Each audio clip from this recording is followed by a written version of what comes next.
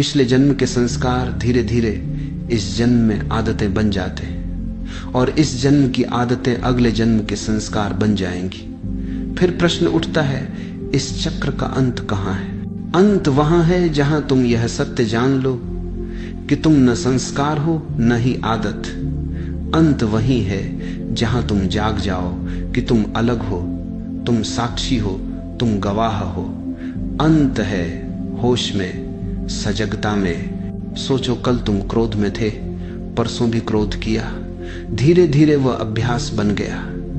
भीतर अंगारा हमेशा जलता रहता है, बस ऊपर राख जमी है। कोई जरा सी हवा दे देता है और राख हट जाती है, अंगारा बाहर आ जाता है। तुम गुस्से में भर उठते हो और हर बार का यह गुस्सा अगले दिन के लिए और तैयारी कर देता है। धीरे धीरे तुम आदतों के कैदी हो जाते हो, संस्कार गहरे होते जाते हैं और तुम यांत्रिक बन जाते हो।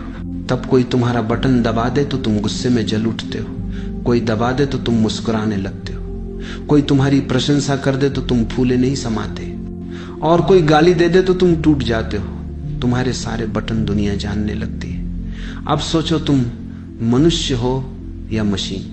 मनुष्य होने का अर्थ यही है कि कोई चाहे जितना दबाए तुम मालिक बने रहो, कोई उकसाए और तुम कह सको क्रोध अभी नहीं करना है, तुम निर्णय करता रहो।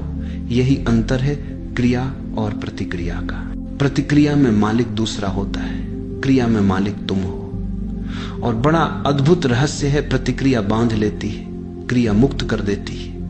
जो अपने कर्म का मालिक है उसके कर्म कोई बंधन नहीं रचते, और जो केवल प्रतिक्रिया में जीता है वह हर दिन और जकड़ता जाता है।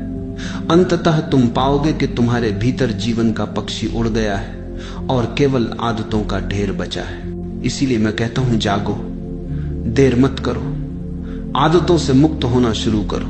मैं तुमसे ये नहीं कह रहा कि बुरी आदत छोड़कर अच्छी आदत बना लो, यही तो महात्मा कहते हैं, बुरी आदतें छोड़ो, अच्छी पकड़ो।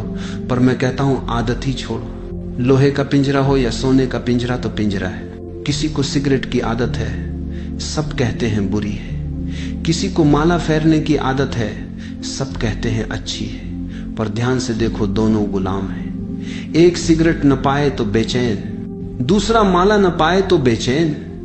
फर्क केवल इतना है कि एक धुएं से खेल रहा है, दूसरा मनकों से। दोनों ही अंदर बाहर कुछ घुमा रहे हैं। असली सवाल है आदत की जकड़ से मुक्त होना। मैं ये नहीं कहता कि माला मत फेरो, ये भी नहीं कहता कि सिगरेट पियो। मैं केवल इतना कहता हूं, तुम मालिक बने रहो। कोई आदत ऐसी न हो जो तुम्हें गुलाम बना दे। पूजा की आदत, ध्यान की आदत, मंदिर जाने की आदत कुछ भी मालिक ना बन जाए। मालिक तुम रहो। लोग मेरे पास आते हैं और कहते हैं, अगर रोज पूजा न करें तो बेचैनी लगती है। वे सोचते हैं कि यह बड़ी धार्मिक बात है। मैं उनसे पूछता हूं, पूजा करने से तुम्हें आनंद मिलता है? वे कहते नहीं, पर न करें तो बेचैनी होती है। यही बात सिगरेट वाला भी कहता है। उससे पूछो तो कहेगा, आनंद तो कुछ नहीं मिलता, कभी कभी खांसी जरूर आती है, लेकिन न पियो तो बेचैनी होती है। सोचो, जिससे कुछ भी नहीं मिलता उसे न करने पर बेचैनी क्यों? यही तो आदत का बंधन है। आदत कुछ देती नहीं पर न छोड़ने देती है, यही गुलामी है। मैं एक बड़े वकील को जानता था। उनकी आदत थी, जब भी अदालत में बहस करते अपने कोट का बटन घुमाते। विरोधियों ने यह बात भांप ली। एक दिन उन्होंने बटन तुड़वा दिया। वकील जैसे ही बहस शुरू करने लगे, हाथ बटन पर गया और बटन था ही नहीं। उनका दिमाग ठहर गया, तर्क गड़बड़ा गए और मुकदमा हार गए। बाद में उन्होंने कहा, उस बटन से कभी कुछ मिला नहीं था, पर न मिलने पर सब छूट गया। यही आदत का धोखा है। तो चाहे आदत बुरी हो या भली, फर्क नहीं पड़ता। असली बात यह है कि तुम मालिक रहो। अगर तुम मालिक हो तो कोई आदत बुरी नहीं। अगर आदत मालिक हो जाए तो हर आदत गुलामी है। जीवन में आदतों की जरूरत है, ये सही है, वरना जीवन बहुत कठिन हो जाएगा। गाड़ी चलाना हो, टाइप करना हो, आदतें जीवन को सरल बनाती हैं, पर आदतें केवल साधन रहे, स्वामी न बने। तुम मालिक रहो। अगर तुम मालिक हो तो दुनिया में कुछ भी बुरा नहीं, गुलामी ही बुरी है। चाहे वह गुलामी कितनी ही सुंदर क्यों न लगे, हीरे जवाहरात से सजी क्यों न हो, अंततः वह जंजीर है। स्वामी रहकर आदत का उपयोग करो, यही साधना है। बुद्ध ने कहा है होश रखो। उठो तो भी होश से उठो, बैठो तो भी होश से बैठो, चलो तो भी होश में चलो। आदतें बनेंगी ही, पर उनके पीछे चेतना का दीपक भी जलता रहे, तब आदतें साधन बनती हैं, साध्य नहीं। अगर आदतें ही सब कुछ रह जाएं और चेतना खो जाए तो आत्मा मर जाती है। याद रखो, इतना सामर्थ्य अपने भीतर जगाओ कि अगर चाहो तो किसी आदत को इसी क्षण छोड़ सको। यह है मालिक होना, यही है स्वतंत्रता, यही है होश। कहते हैं जब पहली बार यात्री उत्तर ध्रुव पहुंचे तो बड़ी मुसीबत में फंस गए। 3 महीने का भोजन साथ था, लेकिन बीच में जहाज बर्फ में अटक गया, भोजन खत्म हो गया। कई दिनों तक भूखे रहना पड़ा। कभी मछली पकड़ लेते तो ठीक, वरना उपवास। लेकिन असली समस्या भूख नहीं थी, भोजन की तकलीफ लोगों ने सह ली।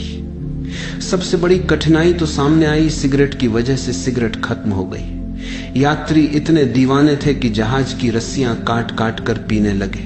कैप्टन हैरान था।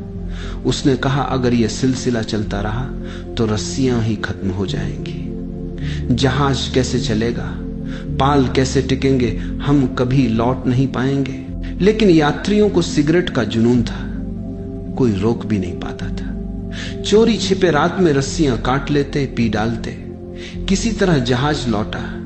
जब यह खबर अखबारों में छपी तो अमेरिका का एक व्यक्ति जो खुद भी चेन स्मोकर था, इसे पढ़ रहा था। हाथ में सिगरेट थी। अखबार पढ़ते पढ़ते अचानक उसे झटका लगा, अगर मैं वहां होता तो क्या मैं भी रस्सियां काट कर पी रहा होता?